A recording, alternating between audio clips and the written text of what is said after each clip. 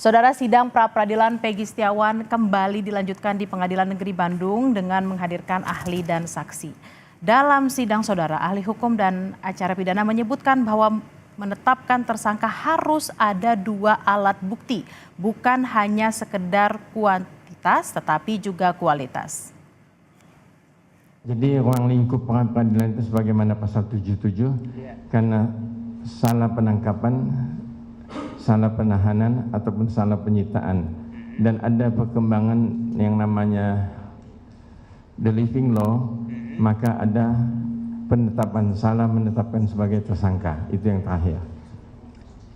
Ada perluasan tidak sekarang objek pra peradilan itu?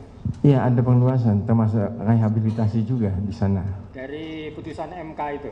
Dari putusan MK nomor 21.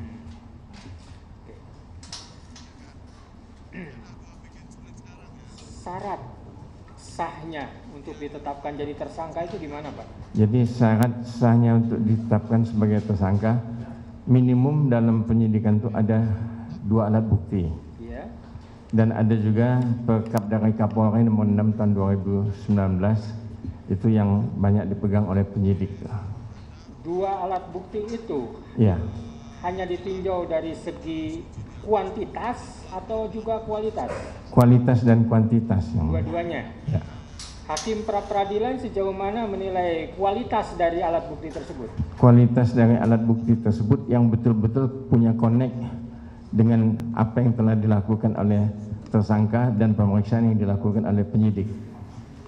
Ahli juga menjelaskan, saudara, sebelum menetapkan seseorang jadi tersangka, penyidik harus melakukan pemeriksaan dengan cermat dan lengkap. Selain itu, harus dilakukan internal gelar dan sebaiknya melibatkan kuasa hukum.